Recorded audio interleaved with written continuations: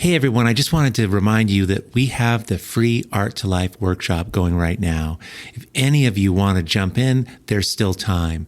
Go to artlifefree.com. It's been fantastic. We're going over the 3 Art to Life principles and a whole new approach to making your art. Also, at the end of the week, I'll be talking about the Creative Visionary Program. We hold this once a year. It's 12 weeks long, and it's to catalyze a total transformation of your art. Find out all about it by going to artlifefree.com. See you in there. Okay, let's dive into the episode. The realization that I had is that every painting that we do is a little world, and we can invent ourselves. We can be someone else there. We can be wild if we are not wild in the normal world, but we can live out our wildness and we can be more ourselves. And this is so beautiful.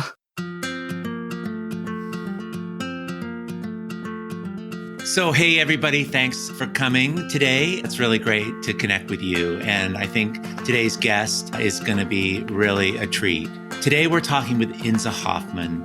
I met Insa Hoffmann, I think it was like 2016, when she came into the Creative Visionary Program. This is a program I mentioned in the beginning here that we're about to launch for I believe it's the 7th or 8th time.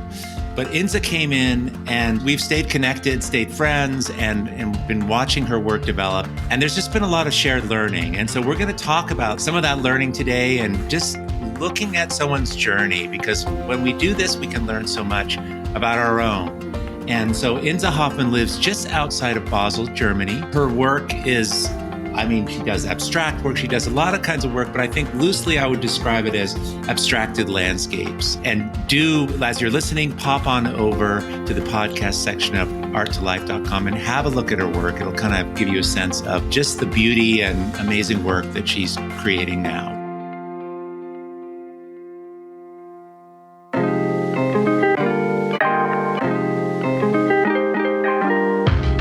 Welcome to Art to Life, a podcast for the creatively curious. My name is Nicholas Wilton, and each week I'll help you rediscover not just the art of your life, but the art in your life. Join me as we explore that perfect blue at twilight, the wild frontiers of art making, and the extraordinary joy of finding your way as you go. Insa, listen, thanks so much for being here. I feel honored to be on your podcast. Really, very honored. Thank you, Nick. Wow. And is it like 9:00 at night there? Around. Right? Or it's 8 half or past, oh my half God. past 8. Yeah, it's okay. You look really good for that late. Oh my God. You look like it's 8 in the morning. Okay, so let's just drop in here. I know you've been making art forever and everything, but you were coming for something specific, or what were your challenges in 2016 when you came to the Creative Visionary Program the first time? I was thirsty. I was the ready student. For so long, I was looking for a teacher, someone who would guide me through the quicksands of art making. And there are tons of quicksands in art making, so much confusion, so much trial and error. And I was always looking for a deeper understanding. I wasn't happy with just throwing out pictures. I wanted to aim to the big, great art. I had big vision for my art, but my art was not up to speed with my vision. So I was frustrated. And I really didn't know how to get there. But I think there was a specific moment in my life, and I found you. I just found you on the internet, and I began to study your offers, and I immediately signed up in 2016 for a workshop that you offered in Mallorca. And this was my first encounter with you. And simultaneously, you offered the program CVP, and I booked that too. And this was a life-changing moment. I can really confess this wholeheartedly. It was life-changing because so many things came together in these 3 months of teaching that you and your wonderful team delivered. It is really not exaggerated. Where were you lost in this? Because I think I know, but I don't, like what was the question mark? I mean, you were so confident in a way, and you have a vision and you're chasing it. So what was missing?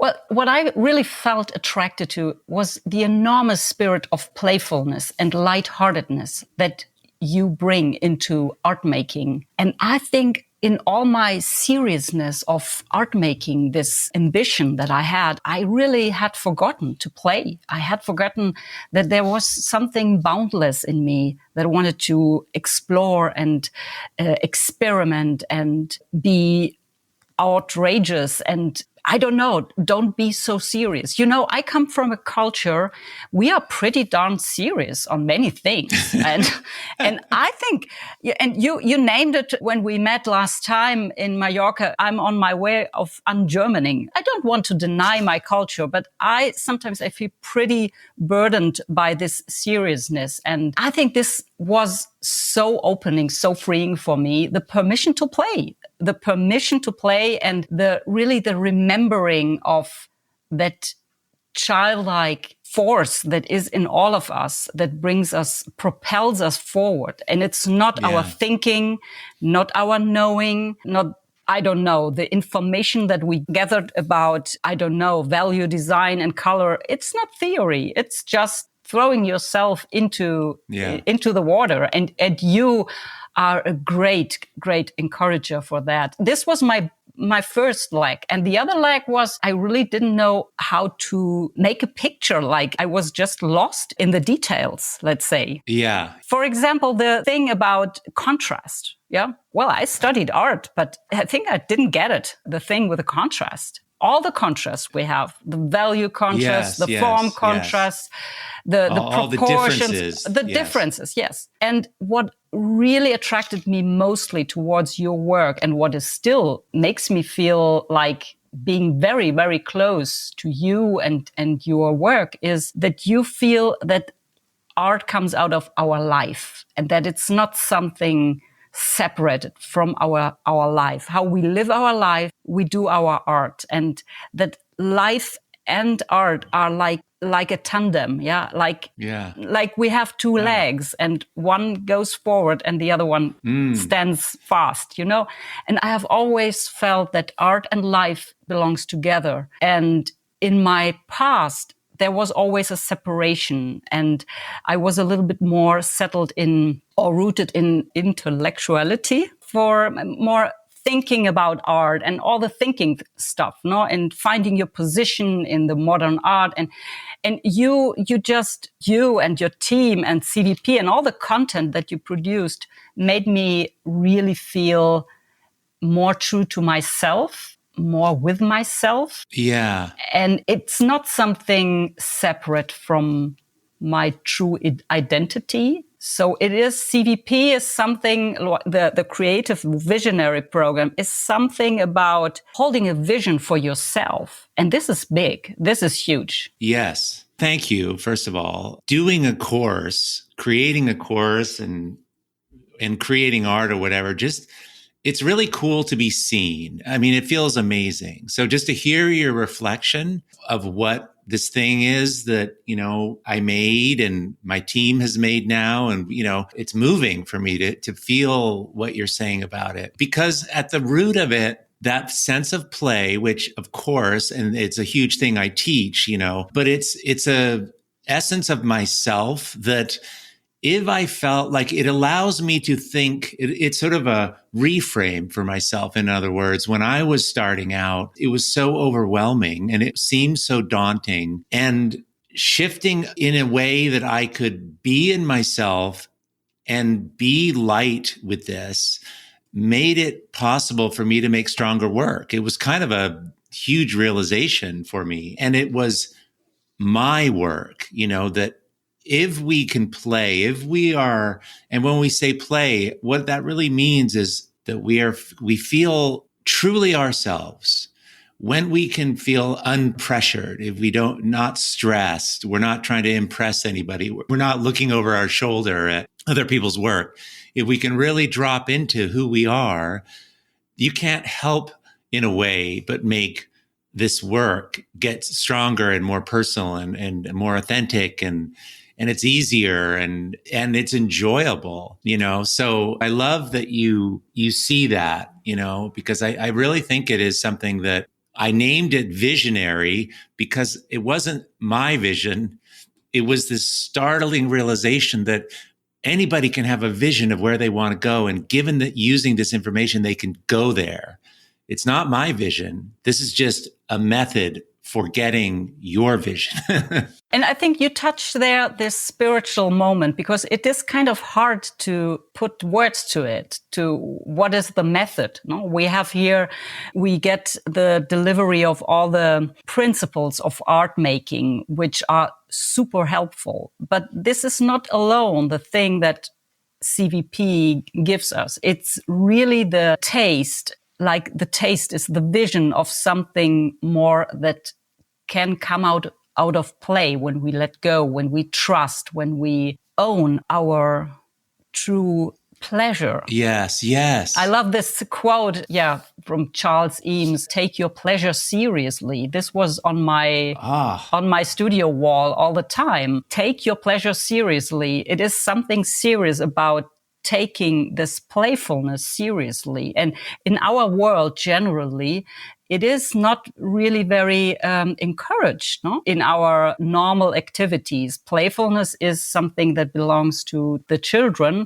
and we are fast in educating them to get ahead of their playfulness, to make them adults, no? But then we have depression, and we have emptiness, and we have lack of purpose, and all these symptoms in our society. And when we touch this deeper being that we have still in us, there's really something radiant coming out of people. And this is what I witnessed in all of your programs, in all of our encounters, in workshops. It is like something bigger comes out of ourselves. It's fascinating in the Creative Visionary program or in destination workshops or in conversation with people, when the art and the personal making veers over to what really matters to somebody, often they're almost overcome a little bit with emotion. And I know I've shown this. I mean, this happens to me on my calls sometimes, or people that are talking about what they've trying to do with their art or what they've accomplished at a workshop. I've seen this, and it's like this moment where there's a knowing that what you're saying is true, deeply true for yourself, that emotion comes with it. And I just say to people now, like now I've seen it a gajillion times. I'm like, listen, don't worry. We all understand, but just note that when this tearing up is a really important indication that you're on purpose here. This is a pleasure that you want to take seriously, like listen to this. We all know where we need to be going and what we need to do in this life. And sometimes we lose our way, but whatever it is, sometimes it's something you see on the internet or something somebody might say or an experience you have.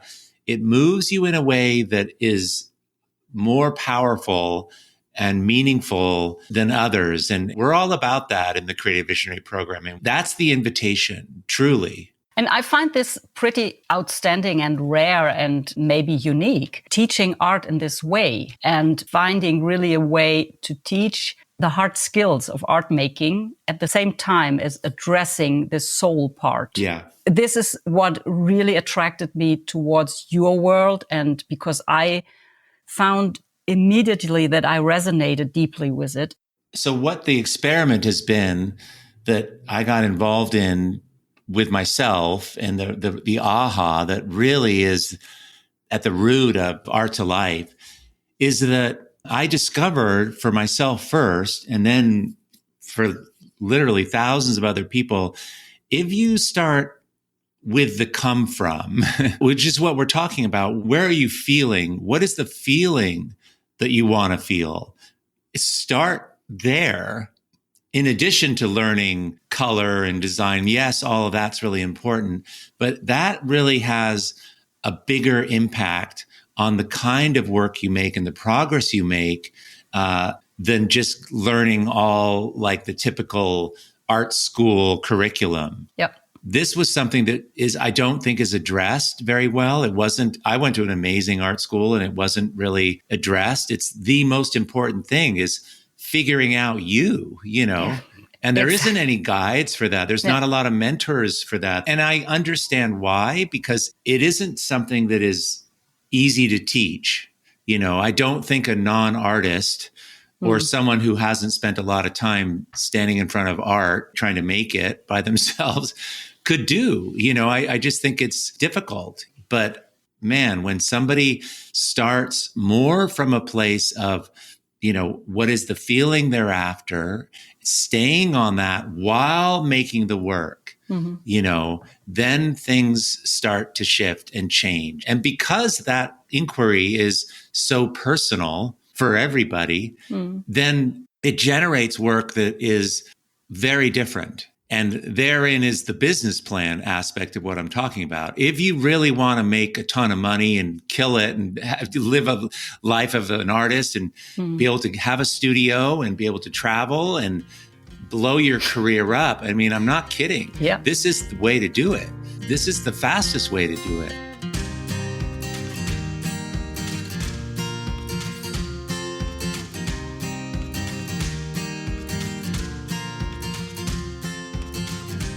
So I'm curious, Insa, what is the feeling that you are after in your work? What was the feeling you were looking for? Did you have a sense of it back then? And then how has that changed? I'm just curious. I think I always wanted to condense or find a form for my emotions when I'm in nature or when I'm around. When what I see for me is a spatial sensation, like a pattern of impressions. They are not totally abstract. They are somehow abstract, but sometimes I find like it's like semi-abstract. There are some parts of nature that I want to preserve in my paintings, but I wanted to I'm after the feeling of, I've never said this, but I want to show a path through the dimensions of our personal perspective. So we can see a tree, but we can see beyond the tree, and then we can enter another space. And when we leave the tree, there's only the line, the vertical. And I love playing with different perspectives. I don't know. I think I want to go somewhere beyond nature through painting. Because I notice, as you see in my background here, I paint sometimes from nature, but then I feel like I have to leave nature to go abstract. So I always push myself from painting nature and going just into color, for example. I see in abstraction, there's not a tree. There's just the shape and the color. And I feel that there's so much freedom. And I think I'm looking for the freedom. Probably we all look for the freedom of our expression. But I look for the spaciousness and the order as well. Like find a space where I find order in my art and still have this feeling of like in these infinite mirrors you can look in. Yeah. You look into a mirror and there's a mirror and there's a mirror. So something like this feeling of evolving that I would like to convey. But I'm still looking for a form, but this is probably a feeling that I want to convey in my art. Yeah. It's interesting that you want to have an order, which to me, it sounds like you were speaking about your culture and the background of that, but then also this other side, those are both in the mix now, you know, the order as well as the infinite and the impossibility. It is a moving order, kind of this. I don't know. Probably we all look in our lives for orders that can dissolve themselves and create something new. Like we need a little bit of stability, and a piece of art is a form of stability because it is a piece, it's an object, no? It's something that doesn't move. Even maybe if it's kinetic art, it's moving, but normally it is a stable thing, no? That we hang on the walls mostly. And we need to find somehow an order, but the order, I doesn't mean something rigid, you know, it can be rhythm, for example, is order too. A rhythm, a pattern, a beat, a beat in music is order. because it gives something that leads me through the whole melody. So order is not, maybe you think about, I don't feel that. It's like a completion as well, like something like a stature that is like complete. I find this attractive. Yeah, absolutely. So Insa, I'm interested in or curious about how, we in the Creative Visionary program and in just the whole approach of this idea of differences. Now, this aspect of differences in your life and differences in your art, can you just talk about that and how that relates to what you're doing now? How do you think about it, especially just in your art, but also the broader context? You mentioned before you're seeing it in your life, because I think this is, for me, this is what's so interesting. And it really starts becoming a bigger idea, than just making little pictures, Yeah, you're so right. And I'm still getting many insights of this contrast thing, especially the value contrast, because the value contrast, when we need to decide what is light and what is dark in our paintings to structure our surface, we need to make decisions. And many of us, me included, sometimes we don't want to make decisions. We are foggy. We are not clear, no? We are trying to get around things that are uncomfortable, especially maybe in the middle of the life, no? When you are just in the middle of family and work and other engagements, we tend to adapt and to think this is life and we have to cope with this. This is just life and we have to adapt to it. And then we take in a lot of things in our life that are not us. We are adapting to boyfriends or girlfriends that are not suitable for us, or we create a family that we then have to leave, or we have jobs that we have to quit. I don't know. We are all thrown in this world and we do our best to find our place. And then we wake up at a certain moment and think, well, this is not me. I have to get rid of it. And this piece of deciding this is not me, for me, was the value contrast. To decide in my painting what is light and what is dark. It was all mushy. It was all confused, or there were all bits and pieces that were beautiful, but they didn't make sense. And for me, the value contrast, or this moment of deciding, is let your yes be a yes and let your no be a no. Mm-hmm. And not, I think you have a video about it. Yeah, or maybe. Yes. And I want to find my position. And I think this was my weakest point, to adapt to many things that were not good for me. And I needed to learn to say no. And in my art, in art making, art is our little world. We can do that in a painting, and it will reflect on our life. So if I decide on light and dark in my painting, it will reflect on my life. Because painting is living. We live out ourselves in a painting. So the realization that I had is that every painting that we do is a little world. And we can invent ourselves. We can be someone else there. We can be wild if we are not wild in the normal world, but we can live out our wildness and we can be more ourselves. And this is so beautiful. Yes. And then it filters back. Yes. I feel like for me, I'm trying to upgrade myself, and then I'll work on that. And to be frankly, it has a lot to do with relationships in my life. And that's been a huge area of growth for me, and we all have these things. Then it's like, oh my God, where I am sitting now, my art is like the old me.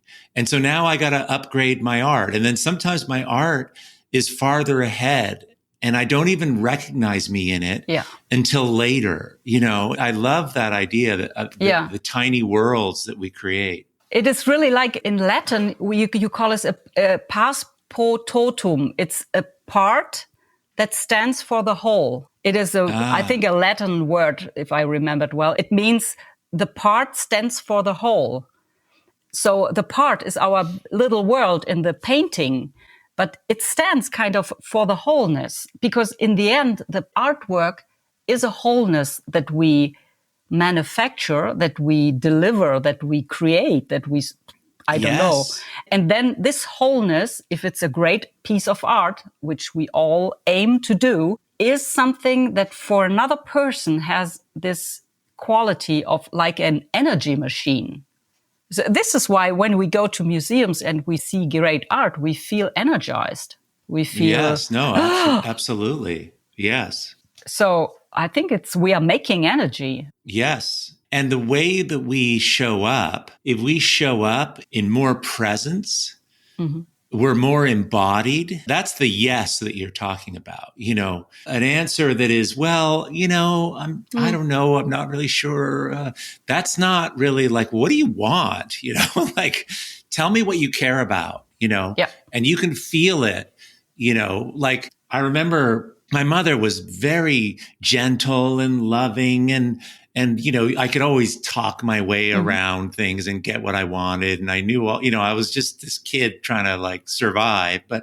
And my mom was English, but it was interesting because when we were in situations, and there was just a handful of times where there was a threat to the kids or me. I remember a headmaster of a school and a teacher were kind of scapegoating me. Like I went to this school, they didn't really do a good job of teaching and I wasn't learning a lot. And actually I was just doing art in the classroom. But anyway, they were trying to throw me out of the school or actually move me into a part of the program that I would be given. I had too much energy, and they were going to give me Ritalin and all this. And to see my mother be so embodied and in her, do not say this, do this, you're wrong, we're not going to take this. She was just like, she knew what she was saying. She knew what she stood for, and she wasn't going to let anybody take her kids and categorize them, or whatever it was. And I was like, wow, this mom who, she's such a pushover. She had so much fire when it came to something that mattered. Yeah. And I think this is the same thing we need to cultivate in our art making. It has to matter to us, and how we show up for it changes what we make, and it changes how people feel it. And that work that you see in museums often has that. And that's the come from, right? And we can cultivate that, which is kind of amazing. And it comes from discernment. Yeah. And I remember, or I think about why sometimes we have to hit this wall where we feel frustrated or angry with our paintings, is because we need to feel the clear no. And all we know this moment when we are so frustrated with our moves on the painting that then we say, we just blow it away and then it's good. Yes. So I think we need psychological to go really to a limit, because when we grow, we don't grow just in our comfort zone. We need to challenge ourselves. And sometimes it's the painting which challenges us. It doesn't get right, or I don't know, it challenges us. And I think we need to push forward to reach our best. Yes. And yes. our best comes when we give up somehow. Yes. When we give up, when you say, now I wreck it. And then something new comes. I tell my students that destruction is part of the process. They really realize that we do and undo. And undoing is not mistake or bad or the wrong path. It is something that gets us somewhere else.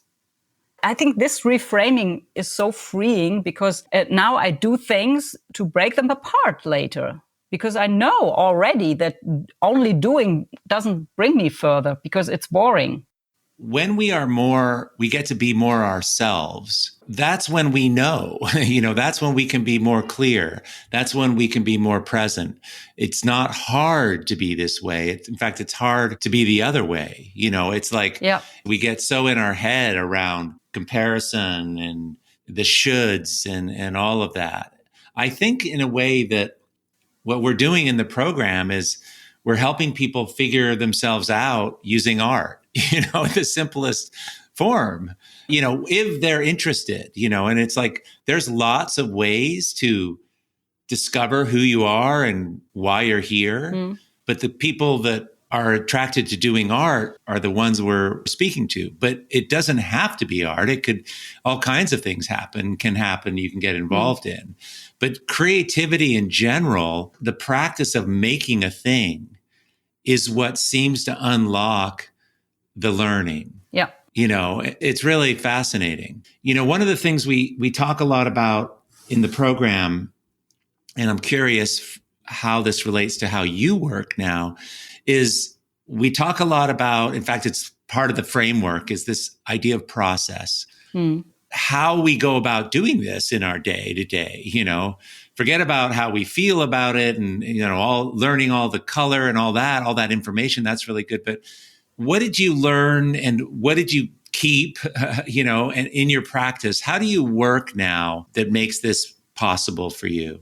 Yeah, well, I learned tons about the process, and I learned that it's all about the process. In the beginning, we are all about the product. We want to get the trick or the recipe to make our product. This is our expectation when we start doing art and when we take a workshop. No, we expect that someone gives us the recipe to do the work. And when you get the process, you get so much more, but you have to learn to lean into the process. And leaning into the process means you have to figure this out for yourself continuously. And for example, I noticed when I work, I see my paintings as containers, like a box. And every day I fill something in.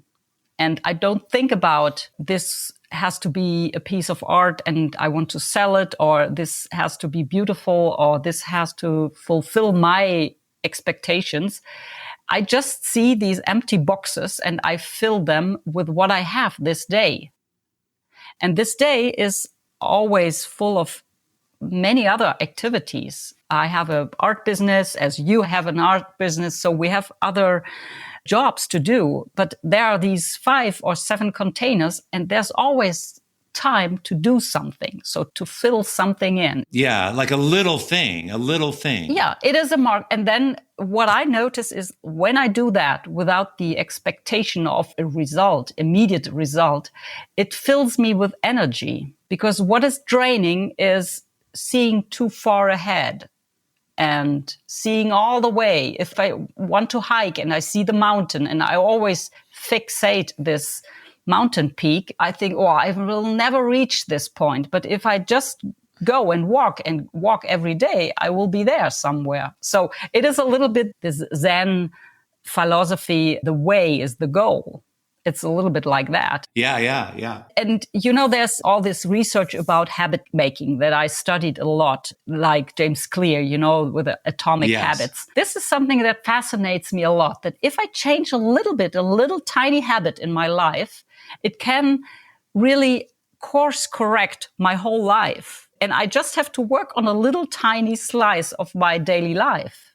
For example, going in the morning and doing a sketch with my morning coffee, or in the lunch break to fill 3 canvases with nice, yummy paint and see what comes out of that. Yeah. So to trust the process means I don't have to know everything in advance, and that the painting comes from my unconsciousness. It comes not from my planning. I have an idea and I have preferences and I have maybe a slight direction, but the rest. Yeah. It's this little and often approach that, in the program, this is something probably, and for those of you guys listening, this is a big idea that Insa's talking about. And it's so helpful that it's just a little thing, a little tiny thing, but more frequently has a huge impact on whatever it is you're trying to do. I'm really involved in running, and, I've gone in and out of levels of fitness, and I have done this process of getting back to fitness, or so I can run for hours, go out for a 10-mile run.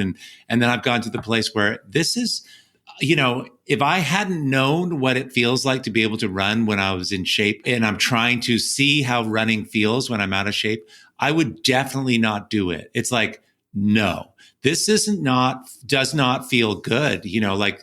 I don't like this, but I know that I just do it a little bit so it's enjoyable, and then I stop. And it's like, I've got another day. I've got so many days that I can do this slowly. And if as long as I enjoy the process, my God, that you don't have to worry about it anymore. You're gonna get there, and then you're gonna go beyond that. It's kind of remarkable. Yeah, it's kind of a little bit, we have to trick ourselves into the habits that help us to become ourselves. And at a certain point, it's not waiting for inspiration. Many people, they don't paint enough because they wait for inspiration. Well, I don't wait for inspiration. I paint anyway. So I don't make it a question if I'm inspired. Certainly, sometimes I feel more inspired than other days, but I chose to be a professional painter. So I paint every day. And this is something freeing because it is like a little machine. It's not everything good what comes out. I don't want to say that, but it is something, the automaticity of the doing is something that relaxes all the ego parts, that I want to do a great art and I have to do something special. I have to be original. I just throw myself in the painting process and it carries me forward. It's like a river. Yeah, that's a great way to describe it. And the word flow, the whole idea of flow is literally just being in it, being present. And that's what art making is, And what I noticed in this, doing the simple things like pushing paint or applying paint, it increases our sense of presence and the appreciation of the mark that we do. Because what I notice is when we are in the head and we want to do a painting, we are not really on the abstract picture plane, Yeah. But when I'm really at the tip of my pencil, when I do a line, I feel the line. And then the line will become sensible and sensitive and it will be expressive. When I do a blot and I'm just observing the natural flow of this blot, I can feel the power of this mark. And I think we need that as a painter to be more in the, I don't know, it is the unspoken language of painting. It is in the blot, in the mark, in the scribble.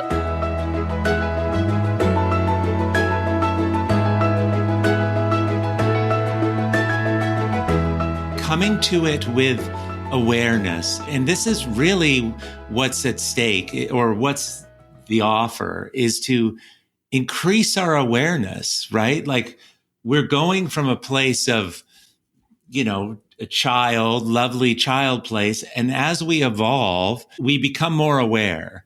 And we can take this, and I think that's kind of the point, is to increase our awareness and to become sort of more open as we go, to be able to feel more, to understand and consider other kinds of people. I think of what's going on in Ukraine, like there's this sort of taking of countries and the hostility, and like that's a sort of lower level. And this is what we're involved in. We need to raise the consciousness, and we can do it with our art, but we can also do it with whatever it is we're making. I mean, creating a business that you care about, there's a gajillion little answers and things you do that create the actual thing. And the more awareness you can have it, from telling a customer about, or telling someone an idea about what you're thinking. If it's an idea and people, it's a great idea for a business, for example, involves others in it. And we there's empathy and all these beautiful aspects of being a human being. We want to develop that. So I so get it. It's like a blot. We can make a mark and we can kind of imbue it. If we're making it when we have a connection to that feeling a little bit, it moves it to be more potent. It's fairly advanced what we're talking about here, because for sure, when we're starting out, and I know some of you who are listening, you're just starting this and you're just trying to figure out which end of the paintbrush to use, but it pretty quickly becomes, it's just the tools you're using to get at these deeper questions, because these questions, the answers to these, is what makes the amazing art. Yeah, I think you said it, feeling more. And I think there we are all on the same plane. We want to feel more because we know that feeling is what makes us alive. And we want this till the very end. I have students in their 80s who confess they want to leave a heritage of paintings. They want to build a legacy. And I'm so impressed that this yearning for leaving a mark in this world doesn't stop at 50, or it goes on. No, right. It goes on. And it is really very touching that it is not about age, and that you can start, even if you would start with 80, you would always, you would succeed, because art making is equal to success. It is a success. It's because it's moving from contracted space to a contracted place to an expansive place, wherever you are on that creative journey. And I just love that idea that it's so inclusive, you know? Yeah. The spirit of possibility is what I think about when I think about you, and when I have you in my heart. I think about this, you address the spirit of possibility in people. And the possibility is how it says, it is possible. And we thought it would be impossible because we are not talented, we are too old, we are handicapped, or we are dumb, or we are not intelligent enough, or whatever we feel that is our lack. And you address that it is enough, and it's possible to go from there. And well, it's hope. Gerhard Richter, the German artist, said, art is the highest form of hope.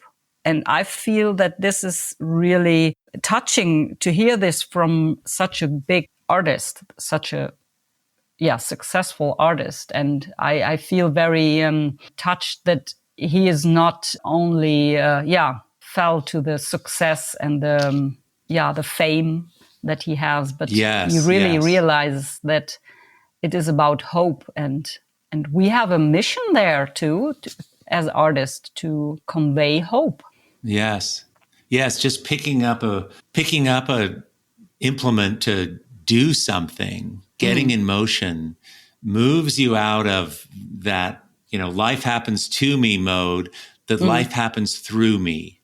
When I watch Gerhard Richter, do his paintings, and I'm not sure if he's 80 or 70 or, 80. He's fairly 80. Yeah, more than 80, I mean, I think. That guy is like, it's so powerful. That is embodiment. I mean, he is fire. I mean, just the way he goes at it, his intention is so clear and so strong. It's really amazing. I mean, that's just, when I saw that documentary, I was just so struck by that, He was once asked why he paints like a fence. No, he painted a fence in a certain lightning, not very special motif. And he answered, he's painting the things he doesn't understand.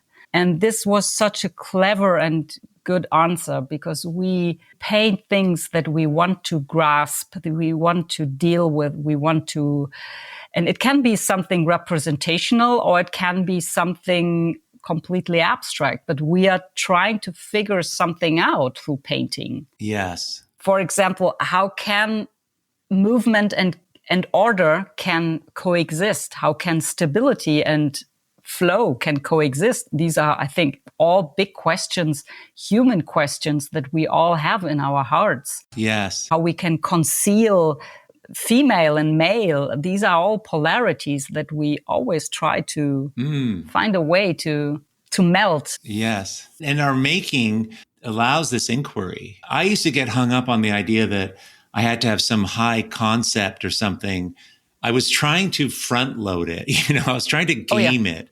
That I thought, because I looked around the world and I saw amazing art that I was impressed by, and there was a lot of thought or ideas or struggle, or And it all seemed to be like a package that came together. And it took me a long time to understand that you get to figure it out as you go, that the actual making of the art unfolds the meaning, and at least for me, and I think that is also, I just love it. I just love the idea it's a possibility. It's a doorway that anybody can go through and they're eligible.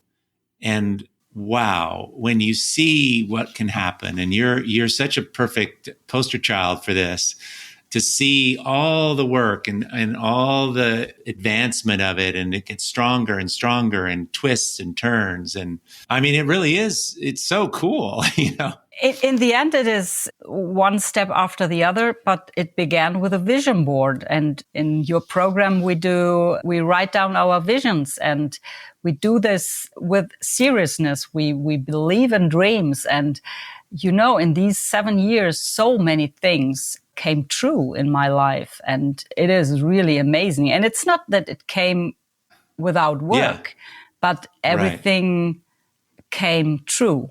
So it is, and it's still in evolution. It's not, finished, but.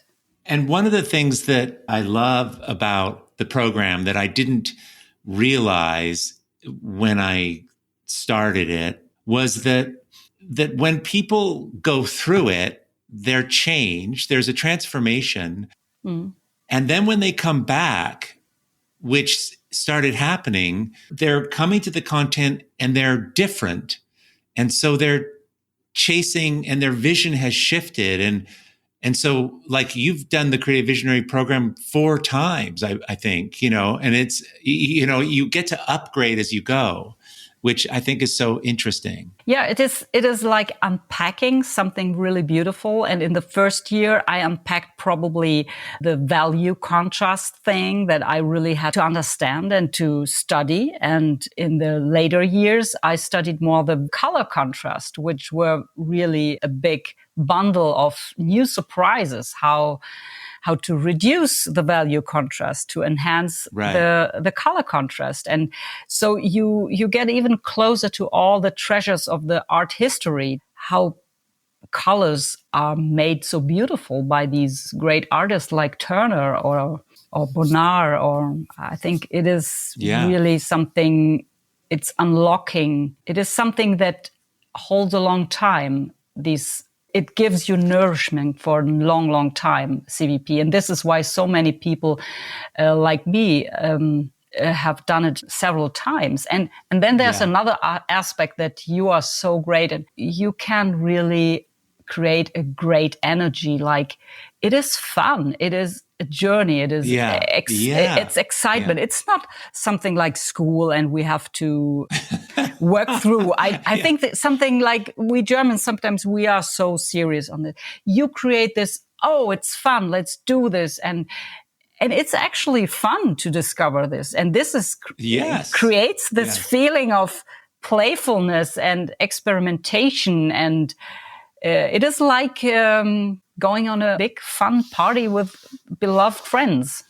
Yes, and that is pretty much it. I get a lot of, people often are asking, it's like, how do you do all this? It's like so much, it's exhausting. It's like, it is so fun. And it's fun because we're in it together, and you don't take yourself too seriously, but then you make some things that really surprise you. So it keeps you fired up, but I love that you're pointing that out, because it really is a journey. Making art with friends is pretty much, that's going to be my epitaph, And I have contact with so many great people from your community, and I feel so supported by them. We have really, over all these years, held our contact, and it is really meaningful for me. I have never had this, and I feel, even if we don't have personal contact, like in our daily lives, I have 2 people who are here really right next to me, Janet and David.